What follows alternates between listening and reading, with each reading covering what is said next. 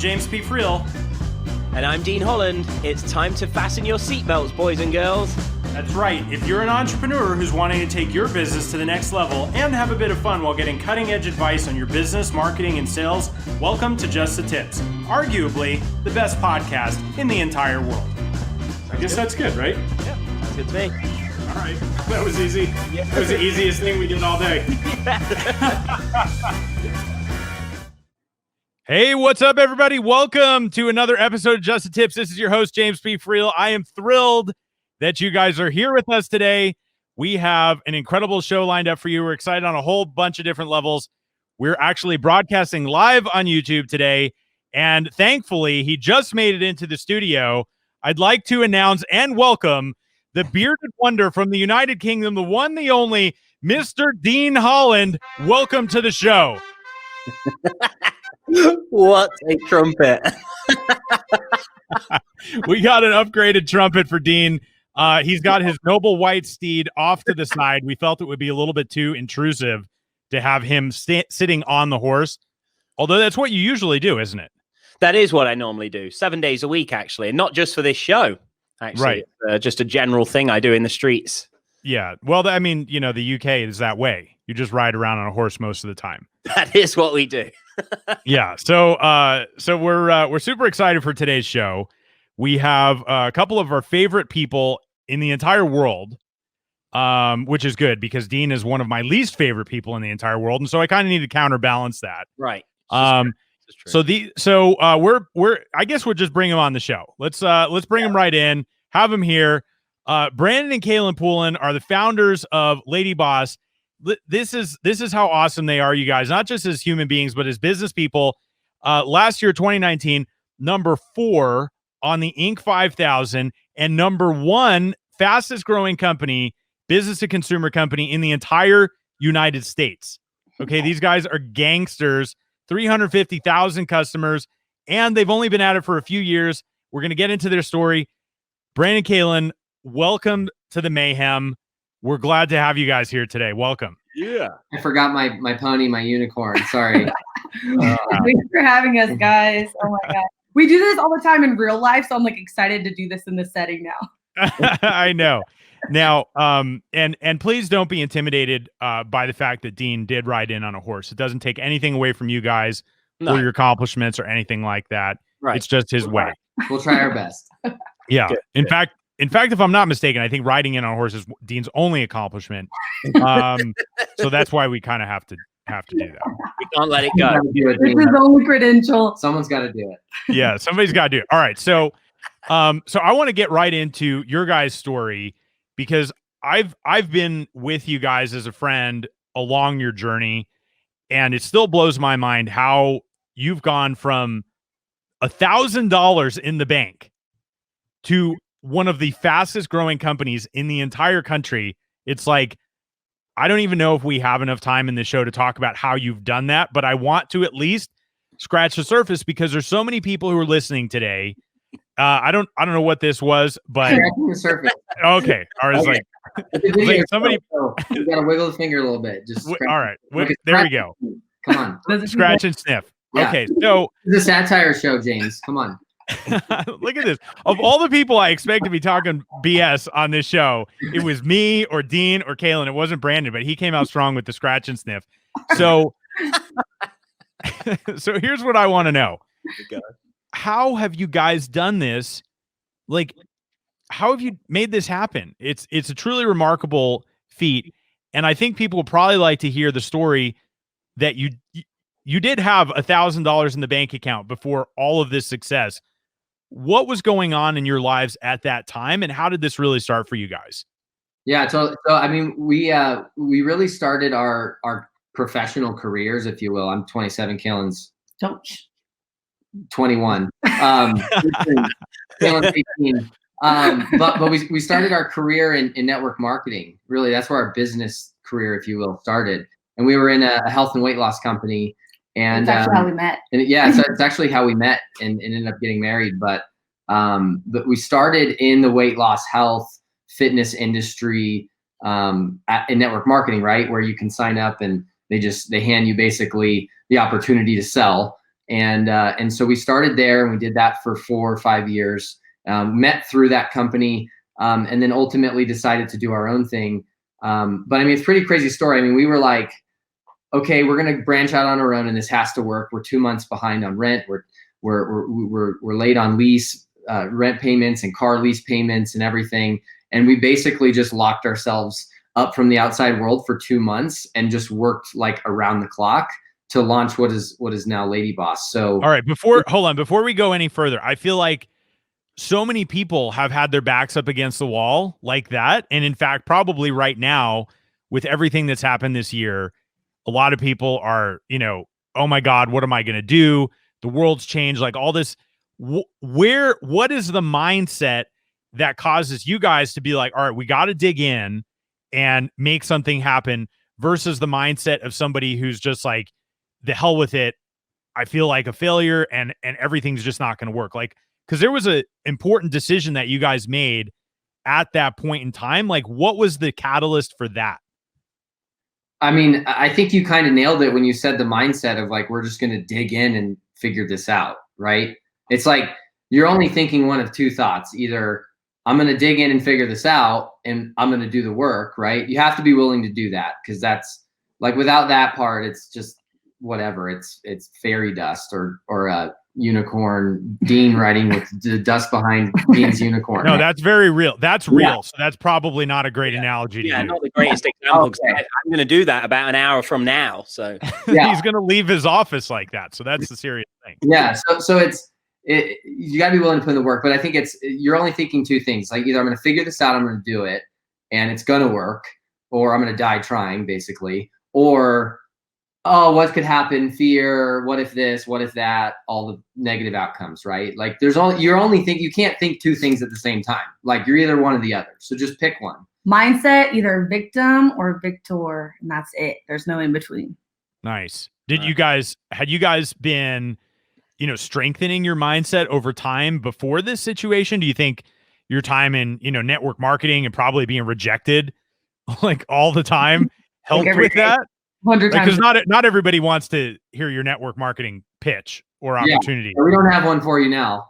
Damn it. You know that just as an aside, Dean and I did have a guy. We had a guy on the show. We never aired this episode, but he actually pitched us his network marketing opportunity on the show. Yeah. Oh, good for him. Yeah. Yeah. One of my people. So obviously we're in his downline right now. No, honestly, I think to answer your question, I think we got super lucky finding network marketing when we did, because we were both so young, right? I was like 20, Rob was 20, and Brandon was like 17. I illegally signed up for network marketing. He was 17. And I think it was the best thing that ever happened to us, because we learned what personal development was. We learned like that you could change your mindset yourself. You could rebuild it. Like, you get to sow the seeds into your mind. And I think that's like the biggest thing that we took away was all of that personal growth, all that personal development, all that belief that like we could go make it happen. We could make anything out of nothing if we wanted to. And that it's a choice, right? It's a choice. So yeah, I would definitely say that was like the number one takeaway from that. Yeah. Okay. So how did you guys choose what you're doing now? Like, you kind of locked yourselves away for 2 months. You're like, we got to do something where if we don't figure this out, bad things are going to happen financially in our lives, and all the consequences of that. How did you guys decide what to do? Because there's a world of opportunity. Why this? Yeah, I think well, so LadyBoss helps women lose weight, love themselves again, right? It's like, it's a platform to help women transform their health, and then hopefully that bleeds down into their family tree. And so that's ultimately what it is. And I think the inception really came from, number one, we were in the health and weight loss industry for years before that. We spent every night at a party, like a sales party, right? Invite people to the house, pitch them the opportunity, pitch them the program. Like, we spent every night sitting down face to face with the women that are now our customers, right? In LadyBoss.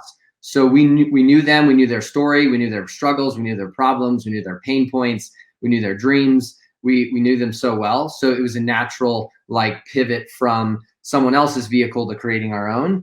And then also Kaelin's story. I mean, she lost 65 pounds, set a world record in the International Federation of Bodybuilding, her fitness background, our business backgrounds together. I mean, it really just like doing anything else would have been like kind of starting over as far as like the momentum we already had in this niche, in this industry. So it was just like a real natural kind of evolution. And it's not exactly the same as what we did before, but it served the same customer with similar products.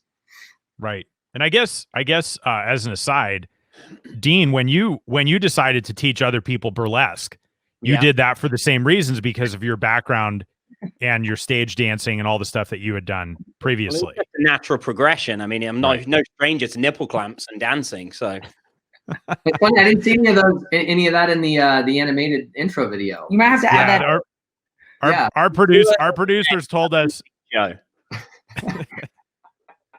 we had to edit that out. It was in the original, but we were told it was a little too risque. Appropriate is what it was. So all right, but I think that actually is a really good point that I want to zero in on for people who are watching and listening.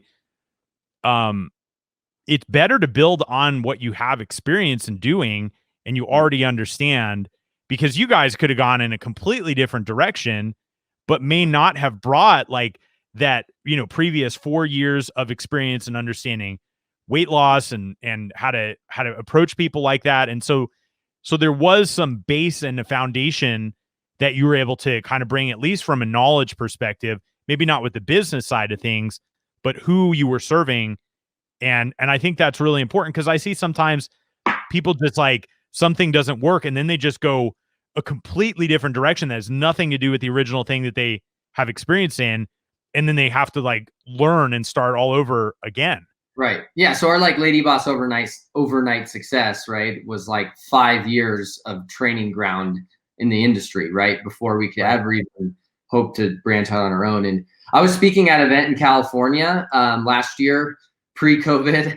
And now you're here speaking at an event, you're gonna be like, if it was an actual event, it was pre-COVID. But I don't believe you. Yeah. And someone asked like, so what should I do? Like, I don't have a business. What should I do? And it's like, what have you already been doing? Like, and if you haven't been doing anything, just start something that's close to you. Go find someone. Like, just start moving in the direction, right? But I think, in everyone's entrepreneurial journey, like, I think every journey is a snowflake, period. Every company is as well. And the stories are always going to be different. But, I think that you probably get to a point when you're successful with a business where you could kind of take those principles and go probably into any industry. But I think in the beginning, it's like, what makes the most sense for me now? Understanding you're going to have to put in the time. You're going to have to go through the fire. Like, there's just no way to not. Like, you're not going to just like wake up one morning, start a brand new thing that you know nothing about and just be successful overnight. Like, it just doesn't work. It doesn't happen. Like the Facebook ads might tell you that, but that's not how it works. Yeah. And I appreciate you saying that, because I feel like because of Facebook and Instagram and all the other social media platforms, people get this impression that overnight success is a thing.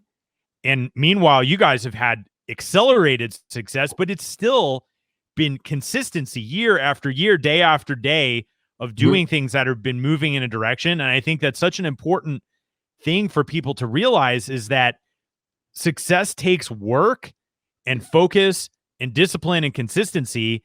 And honestly, of all the people that I know, you guys embody that like probably more than anybody else that I've met. Yeah. And I mean, don't get me wrong. Like, I think right now in 2020, despite whatever may have happened this year, I've been saying this for 5 years since we started it, is like, we live in a time of unprecedented opportunity. Like I run the entire business of LadyBoss along with Kaelin from Zoom on a laptop. Like, you have access to every piece of information at your fingertips. Like, anyone that knows anything about anything is like making content like this. Like, the access to information, the technology, the efficiency, the speed, things that used to take 5 employees are now one piece of software you can pay $50 a month for. I mean, it's just like, it's unprecedented opportunity, but it still takes time, energy, work, strategy, all the ingredients, together with tenacity and not quitting. But I certainly think it's easier to be successful now than it probably was 20 years ago, and just jumping in, right? Yeah. Dean, well, frankly, I'm doing the heavy lifting and you're not doing any talking. I was going to say I'm hogging the mic, but that's not really true. What do you got to ask Brandon and Kaelin before I launch into another barrage of questions? Oh, good point. Well, I think when was that? Was I there when you did the rebrand into LadyBoss? Was that how many years ago was that?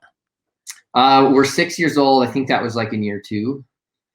Year 2. So what's that? 4 years ago. Yeah. So what one of the things that I was always fascinated with was how quickly that seemed to happen, like from that point. Like, so like, and this is one of the challenges I'm asking this from more personal perspective now, of like the different challenges that I've always faced. And I always seem to like, things seem to fly or run. Just went out. And then like hit a ceiling. And like one of the perceptions I always had when seeing you guys was like how it just seemed to keep going. And like, I would love to just know where you put, like, where was the primary focus when, you know, you see this explosive growth and everything, but obviously it took a lot of steps to get there. I'd love to hear a bit about like, where did the focus go initially that gave you that launch pad?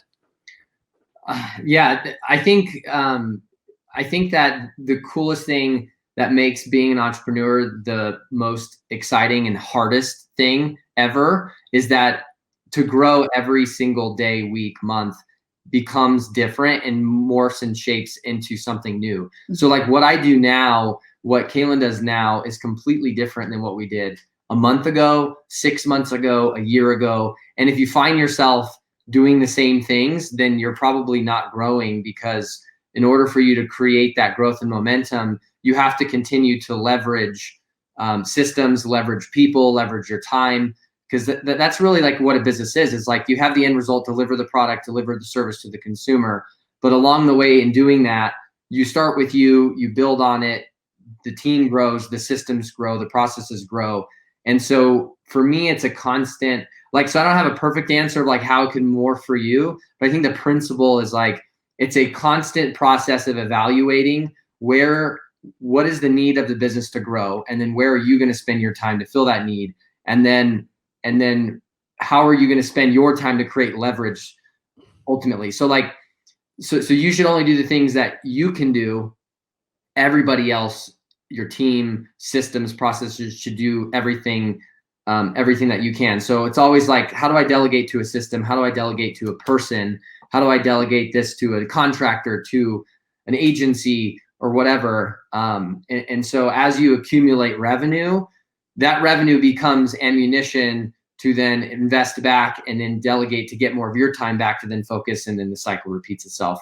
I wish I could draw it in a perfect circle, but like that's ultimately like a oversimplified version of like, how do you grow something, right? Yeah. As an entrepreneur. I think the other thing too, like off of what you said, Dean, about when we first transitioned from, we were originally called Full-Time Trainer. We catered to men and women. We had, I was doing coaching calls, things like that. And I think one of the biggest things in shifting and in our business that has helped us continue to grow is that we don't get romantic about the things that we do, like including the name. Once we realized that the name like needed to change, like people didn't resonate with it. Yada, James's spouse, also said, well, what does your tribe call themselves, right? And it was like, well, nothing, right? They don't have an identity. And once we started shifting that, I think that was the first real step of us realizing like we can never get romantic about what we're doing. And so we're constantly. Well, and you guys changed the name on a flight. Like you weren't attached to it on any level. You left the ground with Full-Time Trainer, and by the time the wheels hit ground where you were going, it had a completely different name. You were just like, okay. And the logo. yeah, and the logo. I mean, right there. Yeah. I think that's because I think that's a really important thing for people to listen to as well, is once you know a better thing, it's like know better, do better. And the gap for you guys between know better, do better is like infinitesimally small. You're just like, oh, this is a better way. Let's do that. Yeah. You don't need time. You don't need time to make a decision. You need information.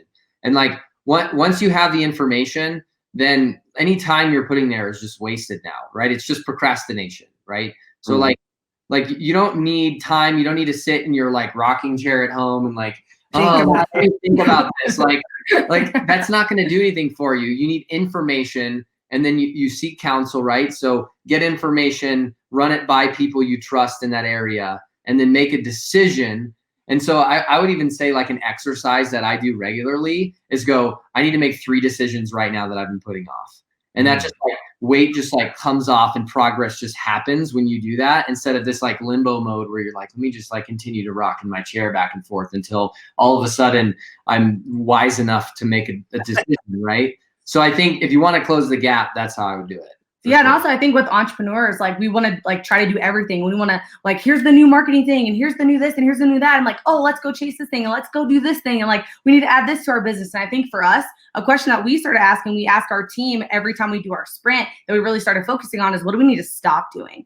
And I think it really helps us stay on track of like the mission, the vision, like not getting distracted by things that could be like maybe a small plant, or we're trying to like grow trees here, right? And I think that's like one of the biggest things is, what should you stop doing right now that you've been doing that's taking time, energy, but that's not showing a change in the business? And when we started saying that and stopped getting like being romantic about like, oh, well, this has always been a part of the business, we can't stop doing this because we've always done it.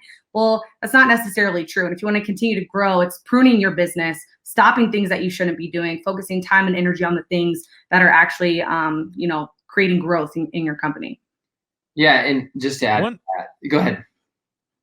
No, go ahead. I'll say, just to add to that, there's a balance between like innovation ideas and then simplification and focus. And it's like a pendulum. So like you have to continue to innovate and think big picture and have ideas. Otherwise, you'll just be doing something that's really 5 years old and then people won't want it anymore. But you also have to have the discipline to focus on what's important and simplify the way there. Our like mantra the last 12 months, and we've had some pretty explosive growth this year, has been focus, simplify, and scale. And so it's been more, we're at a stage where we've had to ask, there's this shiny object highway just flying by you all the time as an entrepreneur. And it's like, what do I need to say no to? And what do I need to get rid of? Because if I just focused on the one thing that was actually netting me the greatest result and doubled down and tripled down and quadrupled down on it, right? Then what would happen? And I think that's key, Dean, to pull this loop all the way back to the question you asked about like, how does you get in that continual growth? I think a lot of those things combine. I think it's also the numbers too, though, because we were about to kill this entire company. Like we were about to kill this entire thing in the beginning because we didn't actually know our numbers. We didn't actually do the math. And then Brandon sat down, we sat down, and he does all the math. And he's like, wait, like this is actually like, we're 4Xing our ad spend. And we had no idea. It just felt like it wasn't working. And even like to this day, like certain new programs that we launch or whatever, until we dig down in the numbers, we're like, wait, this looks like it's like failing, or flopping. And then you actually like look at the numbers, like dig into the data and understand like, is it working? Is it not? Should you kill it? Should you not? And what's funny is you usually find like your most profitable things in the weirdest places of things that you don't think are actually working. That's a really good point, because I feel like that's the piece of business that most entrepreneurs want to run and hide from. They're like, oh, like I just want to come up with ideas all the time, and I just want to whiteboard and brainstorm, and like the shiny penny highway is so sexy and attractive, right? And I just want to live over there. But you said something once, Brandon, I remember, you're just like, dude, the path is math. And I couldn't agree with that more. It's like, how do you know your numbers well enough to not just guess what's working, but know what's working, and then say yes to that more and no to the stuff that doesn't seem like it's actually getting you the results. It's funny because what's great about, depending on where you are in the cycle, right? I think if you're under 10 million annually, if you're under 5 million annually, probably even one, the smaller your business, the easier it is to get the information because it's typically not as complex. And so like, it's so like you've got to get in the habit of reviewing the KPIs, the key performance indicators that you have now. First, it's like, what are they, right? Like, what am I actually like if I just like said, hey, what number should I track that will move the needle for me and grow the business? Like, do you even know what those numbers are? Like, do you have a list of 5 key things? And I would make this list as short as possible to keep it simple that I should be focusing on. And then are you tracking those, right? I mean, at this point now in our business, we're implementing these massive enterprise resource planning systems just to get information because it's so complex. but in the early stages, they're available. And I think that's one thing is like, if you just identify what are the 3, 4, 5 KPIs of your company. Is it how many salespeople we hire? Is that the driver? Is it, how much money we spend on advertising on this platform? Is that the driver? Is it how many posts do I make? How many podcasts do I do? Like how many interviews I set up? Like whatever your thing is, like find out what that activity driver is. And if you just focus on that, I mean, it's inevitable that you'll grow if it's the right number, right? Right. Yeah. Well, so sort of shifting gears a little bit, because this is what I love about talking with you guys. Yeah, that's exactly right. Is you guys are such a complementary pair of individuals, and yes, exactly. That's what I was hoping for. In how you do things and how you approach things. And Brandon, you're super systematic, incredibly logical, very like, focus on implementation, everything. And it's not that Kaelin's not focused on the creative and understanding the how to create the culture and all these things. And I think for all of the things that you guys have said, one of the things that I know without question has helped you guys grow is truly how much you care about the women that you're serving, and how that's helped you create this incredibly magnetic culture where I've seen when you guys have swag drops and, protein drops and supplement drops and all these things. Like you guys who are listening and watching, the women that Brandon and Kaelin serve are literally shouting at them, please take my credit card. Like to have a customer base that's as excited about what you guys are doing as you guys are excited about serving them has been so critical. Can you guys talk a little bit about how you've done that? And obviously Kaelin's got her story about how she lost weight and she's inspired all these other women and stuff like that. But how do you create this culture both inside the company, which we've touched on a little bit, and outside with your customer base that is so fanatical that they just want more of what you have to offer? Yeah, I'll give you like a principle and then a few tactics that like anyone could take away. So I think the principle is, and this is something that actually over the last few weeks I've been preaching, if you will, to my leadership team, is what are the customer implications? Mm-hmm. Like every single thing that you do, you should have like a big lens in front of your face. Like, what are the customer implications of this? What is the customer's journey when they click through this page?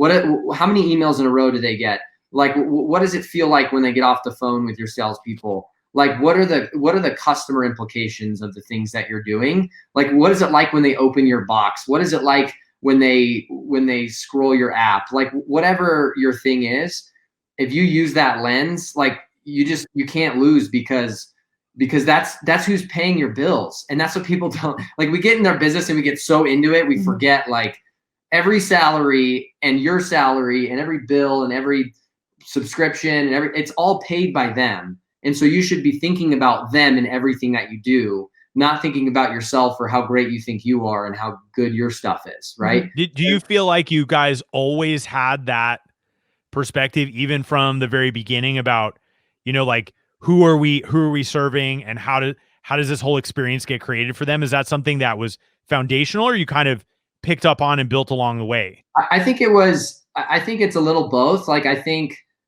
that we have to course correct sometimes and come back. We're not perfect. We get focused in interior, I kind of call it, in the company itself, or the people in the company, or the processes in the company, so much so that we forget about the customer implications, because we're trying to organize things inside of our bubble, and we forget the whole reason the bubble exists is the customer. And so I think it's a balance. I think, we've certainly grown a lot in that. And there's times where we've had to course correct back on that. So it's an interesting journey always, and it's always shifting. But I think tactically, do you have a mission for your company? Do you know exactly who you're trying to serve? Or are you just kind of flailing around whenever you hear an idea? Do you talk about that mission to your team if you have employees, right? Or your contractors?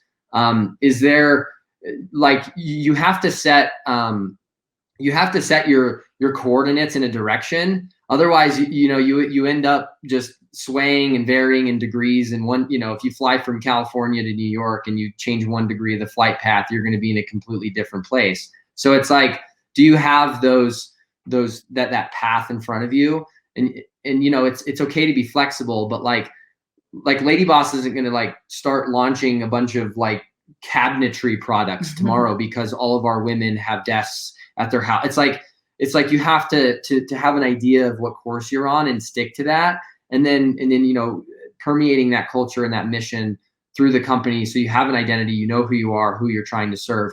You'd be surprised how many people don't have that defined.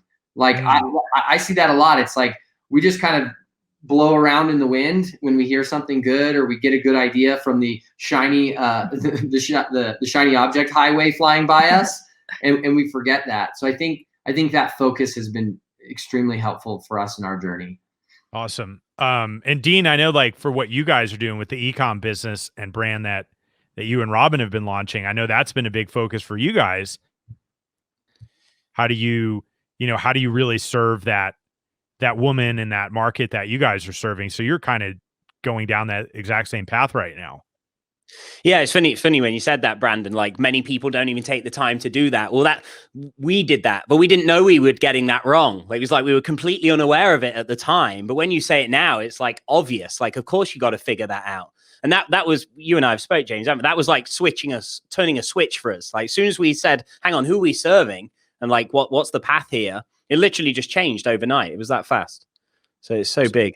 So how do you go from, okay, this is who I'm serving, to 350,000 women who are like, I've been in public places with you, and it's almost like the paparazzi is like attacking you, Kaelin. Like, how do you create that raving fan? Like, is it just everything is always about the customer, or is there some other ingredients in building that raving fan culture? You sound like you're looking for secrets, James. Well, I'll tell you what I'm looking for, Dean, and I'm going to be very blunt about this. I'm looking for the tips. This show is called Just the Tips, and I feel like we need to furnish the tips to our listeners. Yeah, so I'd say the first part of this is realizing that the person that you're serving, obviously, like you just said, but also at the same time, like realizing, okay, for me to serve these people, I have to be as real as possible. I see too many people that try to be everything to everyone. They try to get everyone to like them. That'll never be true. There's people in your own family that don't like you, and they're your family, right? So you have to give up this idea of like, everyone's gonna love me and I have all these raving fans, like all this stuff, and just be you and stand on the things that you believe and that your company believes. So for me, it's like, God and guns, right? That's my first two things. And then it's like, the things that people believe about weight loss, and I stand on those beliefs that I have. And when you do that and you're so confident in your beliefs, people come to you and they feel like they can be themselves. I think the other thing is setting a precedent in your community, which I think we've done really, really well, is we don't allow any BS. We don't allow any drama. When you have a group of 120,000 active women in a Facebook group, things can go south pretty quick. It can go south pretty quick. So I think it's just setting a precedent of what your community stands for, who they are, what their identity is. We don't talk about each other. We empower each other. We challenge each other. We don't post negativity. We don't post drama, so that doesn't get anyone anywhere. And really setting those guidelines in your community in a clear way that doesn't make them feel like they're being suppressed, but makes them feel like they're being liberated of everyone else in their life. They will come off of our Facebook group and you have to go back to real life where everyone's complaining about everything, right? So it's really setting that precedent. And then I think really the third thing is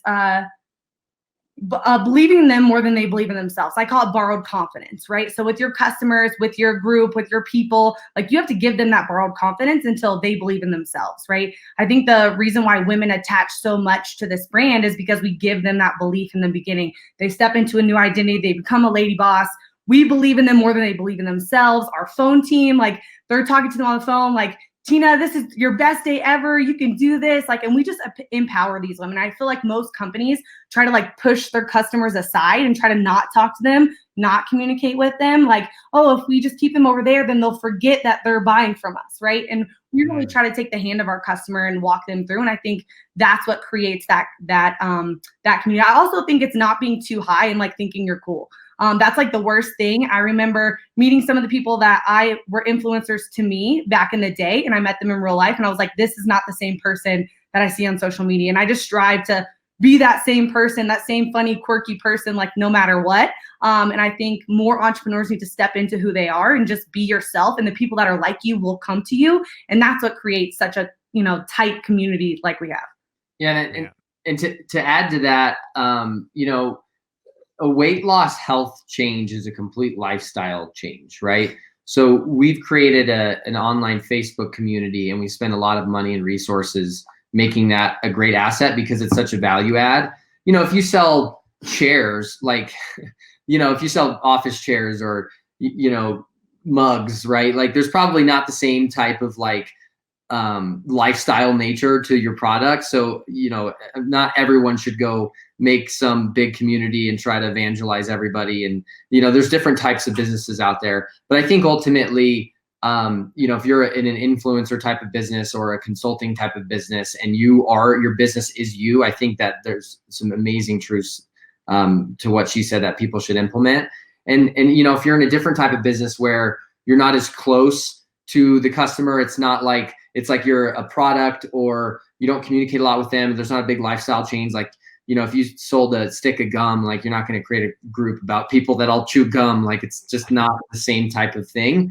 But I think it all boils down to the little things that you do for the customer experience, right? Like our department in our company is not called customer service. It's called customer experience, because the experience that they have in whatever way that you can, right? Like Apple, their customer experience is obviously immense and far-reaching and is in so many areas now, but you can tell the thought they put into the way you click around on your computer and the way the phone feels and the way you browse menus. So like, if you're selling makeup, like how does it look when they see it and when they open the box and what does it feel like? And, what are you trying to go for? And like, thinking through that, not just like, oh, I got to make a product and I got to market it and think about my ads. And like, I think people forget about that. And I think the larger you get, the more the customer experience matters, because people want to do business and buy things that make them feel good, that give them an experience, right? Like, I think retail is like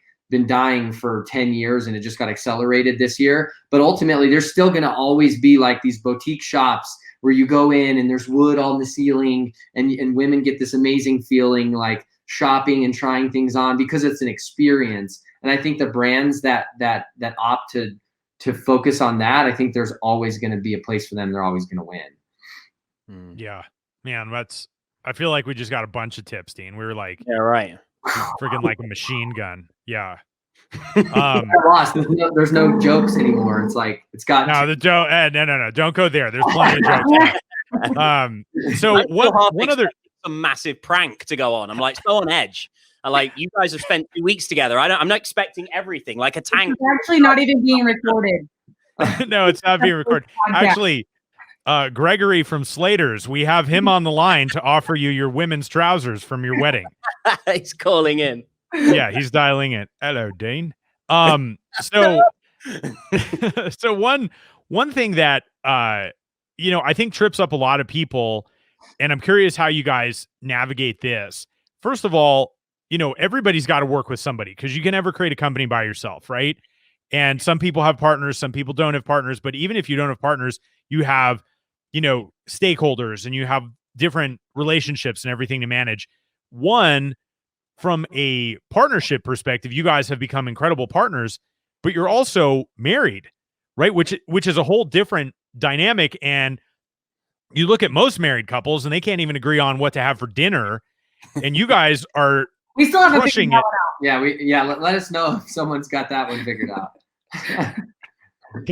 All right. So you're still human and dinner can still sometimes be a struggle, but how do you guys make sure in the partnership that you have on the business side of things, that you're getting the best out of each other? And how do you agree on direction and future and all of those things? Because I imagine in order to grow as fast as you guys have, you found a way to remain aligned as opposed to have differing views of what things should look like.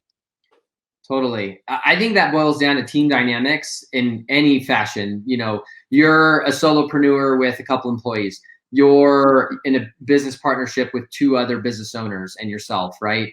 You can apply it anywhere. And I think you nailed it when you said the word align, because ultimately you have to align towards that vision, that direction, right? And I think it's important. A couple things: identifying what the strengths are in the people that are in the team, right? We'll just use the word team in whatever structure you have going on. So this can apply to anybody. In the team, what are the strengths? Does everyone know each other's strengths? Are they written out? Is there 3 things, right? Like Kaelin's strength is selling. Her strength is in her creativity. Her strength is in her content. Her strength is in her ability to understand marketing and the customer, right? My strength is in operations. My strength is in leadership. My strength is in team building and system building. And, you know, there's a lot of different things I do, but so it's like we're very clear on our strengths, and through the strengths you derive the functions that you take, like your job description. Like I have a job description, so does she. Like right. Just because we're the owners doesn't mean we're like, we don't have job descriptions. And obviously when you start a business, we wore all the hats. Well, and I think right? too, like in the beginning, we did wear all the hats. And the problem was we were both like excited about everything. And like, oh, let's both learn Facebook ads, and let's both learn how to do this, and let's both learn that. And one day we sat down and we're like, we can't both do everything. We need to divide and conquer, right? So we sat down, made a T chart. What are Kaelin's strengths? What are her weaknesses? What's Brandon's strengths? What are his weaknesses? Obviously, Brandon has all the strengths. And and we really divided it up. So then we were clear, like, okay, this is your side of the line and this is your side of the line. And back in the day when it was just the 2 of us, like we trusted each other to take care of that side of the line. And we didn't try to like come across the line and me tell Brandon like, oh, well, you should have done it this way. It's just like, I trust that what you did was the right move because this is your strength and it's not mine. And I think most people don't, they don't evaluate those roles very well. And like everyone's trying to do a piece of everything instead of like dividing it down the middle and divide and conquering. Yeah. So it boils down to like, if you do a functional analysis of like, so James, if you have partners in one of your ventures, what are the core functions that each person performs based on their strengths? Obviously, let's not assign people stuff that they suck at. That's not going to win, right? So if that's clearly written out, like it's amazing to me. Like when I talk to other entrepreneurs who have partners and they have other stakeholders and they have teams, and like there's no clarity. It's like, hey, here's your title, and that's all you know about what you're supposed to do. The rest we just like try to figure out as we go and fall and stumble through. When in reality, like if they would just, if you just stop, do an analysis, write the functions of what you do, make it clear. And it's amazing the kind of like room that creates for people to do what they need to do and be successful, and then eliminate all the drama and all the ego and all the barriers that just slow things down. Right. Yeah, absolutely. I think it's a really good point is to say, even you guys have documented job descriptions and what you're focused on. And I feel like in the entrepreneurial community, there is a level of unruliness where people are like, oh, no, like, I'm not going to pin myself down. The whole reason I got into business because I wanted to be like freaking like, living in a frat house where everything goes. But in order to have success, you need to know what lane you're running in. And you need to make sure everybody's running in the right lane with their strengths, and you guys have done that so effectively. What happens when, like, talk about your planning process a little bit and how you decide, maybe even back in the early days, like, okay, here's our first milestone and here's what we're trying to shoot for, and here's our second milestone. How are you deciding what the next thing is? Because that's what you're rallying behind around, and that's a really important conversation. Yeah. Our planning process, actually, we just finished the agenda for it. We have an executive team and a leadership team, and we're doing a whole week, and it's very complicated and not complicated, really. Just there's a lot to it now.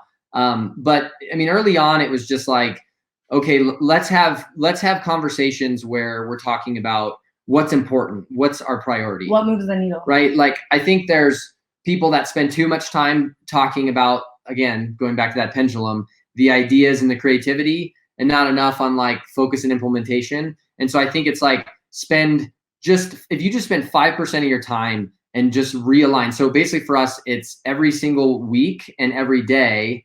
And then every month there's a rolling kind of cadence, if you will, of realigning those priorities. And then literally it's a spreadsheet that's like 1, 2, 3, 4, 5. Like if you sat down on Monday morning and made a list of the 5 things that you needed to accomplish that week based on the priority, and then you actually started at number 1 and worked your way to 5, like it would change your entire business versus like I have a to-do list and then I start nitpicking the things that are easy and I can get quick wins out of the way, but they're not really the most important thing, which is usually the hardest thing. And then therein lies the game, right? That's the game. So I think just having that, take an hour, evaluate your week, take a half a day, evaluate your month, right? Take a couple days, evaluate your year. Like that goes so far because a lot of people are just living the same year over and over again. So the concept of reflection. For sure. Well, reflection to plan, right? Like reflect, learn something, 20% of it, 80% of it. What are we doing moving forward? Understanding that. Yeah. Awesome. What do you think people need to know that we haven't asked you guys? You got one? Mm-mm. No? I'm thinking. You know what would be a cool thing if there's no immediate idea there? You said something a bit ago, James, about like, oh, you are human. Like you've had this massive success. I'd love to hear like if you could pinpoint 1, 2, or 3, like, oh, this was a big challenge for us. Like anything that stands out over the last 5 years. We have a whole list.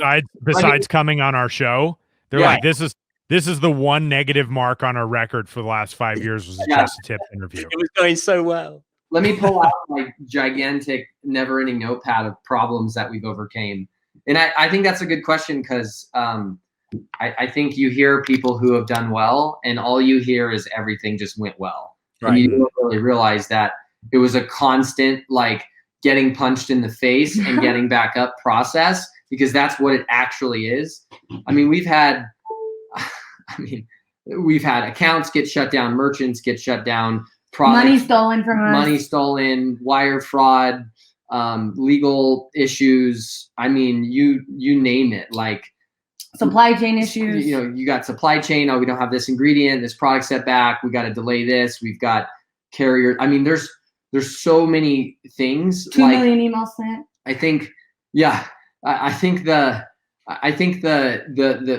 the whole premise of it is like, if you're not getting punched in the face, then you're not doing anything, right? Like you should and I know this sounds like kind of morbid maybe, but the reality is if you're going to move forward, like it's only a matter of time before the next gut punch. And it's like, well, it depends how you react on it, right? Like if you get up from it and you go, let's figure this out. So like, and that's the thing too with teams is when you get that gut punch, leadership is being the guy that's like, okay, cool. We know the facts of this. What are we going to do now? Because we're going to figure it out. That's the mindset. It's like, I don't even wince. It's like, there's been so many gut punches. Like, I'm just like, I've got like, I don't know, something like I got a steel adamantium down here now, right? Like that's what you want to develop, Yeah. It's like, they keep socking me, but like, I don't falter. I don't wince. The team doesn't lose confidence because I don't lose confidence. And the question is always, what can we do now? Not like, woe is me. I can't believe this happened. Like there's not an ounce of that kind of language coming out. And that sets the precedent for the mindset of the whole organization. I think that's so important. One of the most succinct ways I've ever heard that was in the book Extreme Ownership, written by some Navy SEALs. And they're like, anytime anything happens, good, bad, like anywhere in between, you're out in the field and, you break your leg, the response is good. This happens, good. This happens, good. And it's just like, good. What am I going to do with this? Good. What am I going to do with this? It's like the faster you can see this, like here's the next piece, how am I going to use this and do something with it? Good. And I feel like that's what you're talking about right here is good. Yeah. It's the shift that things are not happening to me. They're happening for me. And even when they're bad, I still have that mindset that they're happening for me. Like how many times, like if you sit right now and you reflect on some of the hardest times that you've been through, I guarantee the back end, when you came out of that, made you the great person that you are, gave you the great skill that you have, gave you a character trait that you would never want to give back, right? You learned something from it. And like, you know, it's like, it sounds like a cliche, like quote book, but it's just like, you're either going to let the failure define you and then quit, or you're just going to be like, good. Like you said, just be like, good, this is happening for me. What are we going to do now? And if you just go, if you just train your brain, like, oh, get punched. Good. This is happening for me. I keep smacking the desk on the microphone. Good. This is happening for me. What am I going to do now? And you just like, that train runs through your head. Like it's inevitable that you're eventually going to win. It's just inevitable, because you know why? Because most people won't, right? You're in a macroeconomic game competing against everyone else's mindset, right? Like I believe that all humans, we're on an equal playing field. We have different gifts and strengths, but I think everyone has the potential. I have a GED, right? I should not have or be where we are. She's very college educated, so I'll speak for myself. But I should not be where I am. But it's like, I just got punched enough and kept saying, good, this is happening for me. What am I going to do now? And kept moving forward, while somebody else quit 500 punches ago. And that's why they're not on the podcast, or they're not on the list or whatever. Right. Yeah. Well, I know for me, just like as a great example of this, when I met Dean, like I had a choice. It was like, I could just projectile vomit, which was, what I was really feeling, or I was just like, okay, good, I'll start a podcast with this guy. And so that's just like a real world example of exactly what you're talking about. Just like a constant gut punch that you can keep saying good to. Yeah, exactly. This is really mental toughness training for me. It's the only reason I do this show, is just be like, all right, I don't want to, but I'm going to do it. Good. He gets on because he's like, I'm just going to get on here and train my gut punches from James the whole show. That's why I don't say anything. I'm in training right now in perfect silence. I'm just waiting for him to come back. Like, he's been in training for 3 years and he's not throwing any punches yet. So I'm just like, all right, eventually he's going to come out swinging, or at least I hope so. He's practicing his patience. Yeah. That's amazing. So I think one of the things that, maybe we could just sort of touch on it at the last few minutes of the show. And this is something I see, and it kind of bothers me with a lot of people who reach really any level of success. And you guys, I think on an objective level, have had an incredible amount of success. But you see some people and they just let success go to their head. Like almost instantly, they're like, oh, like I'm better than other people, or I'm this or that. And they just lose all sense of humility, and their ego inflates to like the size of a small planet. And they're just not awesome people to be around anymore. They start riding on horses. Yeah, they ride into their podcast on a horse or something, right? It's just like, what on earth is going on? And but I guess what I want to just like maybe hear from you guys for like 1 second, how do you maintain perspective in the middle of tremendous success? Because I think some people let failure knock them down, and sometimes people let success knock them down in an odd way, right? And how do you maintain that level of like, okay, you know what? I've got all this, I've created all this, but I'm still me, right? Like Kaelin, like you said, like I'm still being real, I'm still showing up as who I am. Like what's your take on that? Well, I just you're not as cool as you think you are. Honestly. And it's so funny because I feel like most people, they do get this like fandom, they start getting this stardom, whether it's the amount of money or the amount of followers or whatever it is that makes them feel elevated above others. It's really interesting because when you start doing that, it's like all those things can be taken away. And the reason that people loved you in the beginning will be the downfall in the end, right? And so I've just, tried to purpose to just stay in that avenue of like, all I am is trying to pertain to the women who are just like me, who are sitting on the couch saying, oh my gosh, I've lost hope. I don't know what to do. I don't know where to start. And I try to talk to that woman. I don't try to talk from, I say this all the time. When you start talking from like level 10, because like you've gained all this success and you try to talk down to level 1, like it does not compute. You cannot communicate in that way. So I make it a purpose to always say like level 1, level 2 to like the same women, right? Level 1, level 2. And I speak on that level because honestly, like, that's the only way that they can hear you. That's the way that you communicate. And people think like, oh, because I'm bigger, because I'm better, like now more people will listen to me. And it's actually the opposite. I think the other thing too is I always strive to not read the comments, right? So we do a lot of video ads. That's really like what we're great at. That's what we're good at. And there's a lot of people that are like, oh my gosh, you're my hero, da, da, da, like all this stuff. I don't read any comments. I don't read any of the good comments. I don't read any of the bad comments.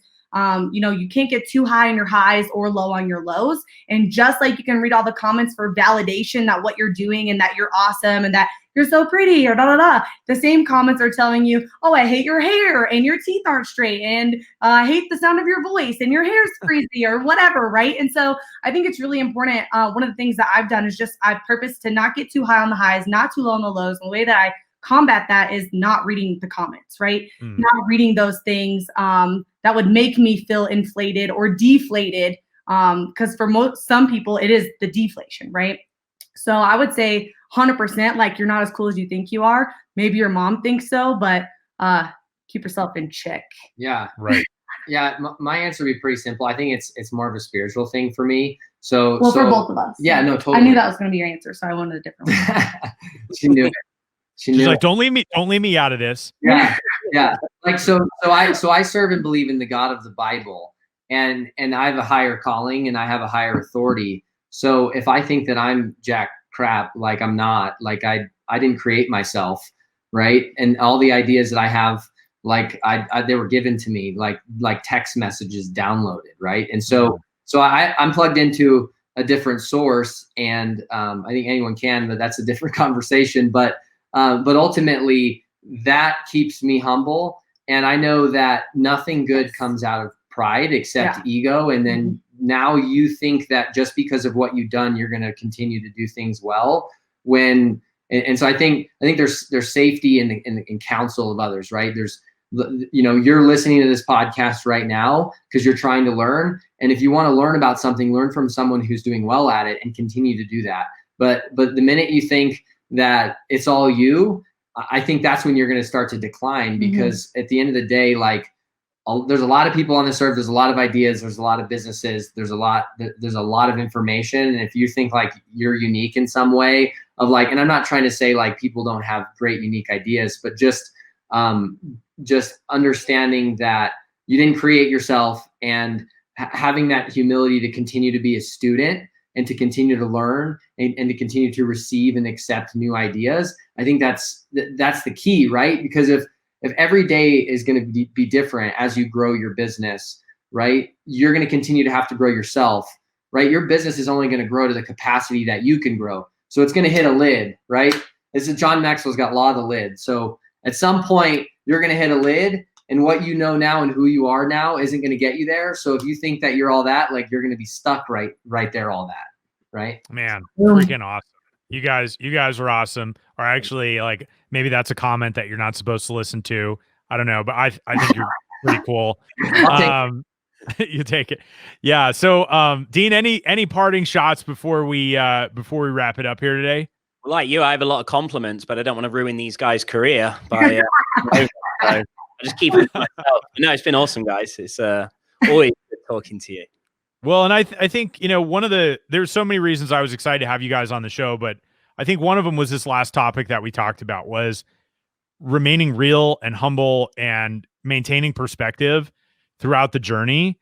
I feel like you guys, if you hadn't been grounded like that in your faith and everything else, I think there was probably so many opportunities for this thing to go off the rails numerous times. But like, not getting all high on yourself because of the success and not getting all down on yourself when things weren't looking so good, I think is something that I've observed that's such an important factor in what you've created. And I wanted to make sure that message got heard. And it's not just like, oh, like we figured out this cool Facebook ad hack or like this or that, right? It's like there's some real life principles here that have been fundamental to what you guys have created and the success that you've achieved. And so anyway, thank you guys so much for being here with us today. You know, I do have to apologize for Dean riding in on the horse, not saying a hell of a lot, you know, all of that, but trust me, you guys know him. He really is a good guy. He didn't mean to insult you by not asking that many questions. and hopefully you had a good time anyway. Hey, we just scratched the surface, man. Thanks for having us on. That's right. Well, thank you guys for being here. Thank you to all of our listeners for tuning in to our first video show. We're going to be bringing these to you every single week. Make sure you check out our past episodes at justtipshow.com. And we will talk with you guys next time. Later, everybody. Thanks for tuning in to Just the Tips, where we believe business should be profitable and fun. For show notes, links, and other information on our guests, visit justthetipshow.com. For more information on how to connect with Dean Holland, visit deanholland.com. And if you'd like to go from being a hustling entrepreneur to an effective CEO, capable of running your company without being stuck in the day-to-day, visit me for free training and resources at jamespfriel.com. Our theme music is Happy Happy Game Show by Kevin MacLeod, licensed under Creative Commons by Attribution 3.0 license.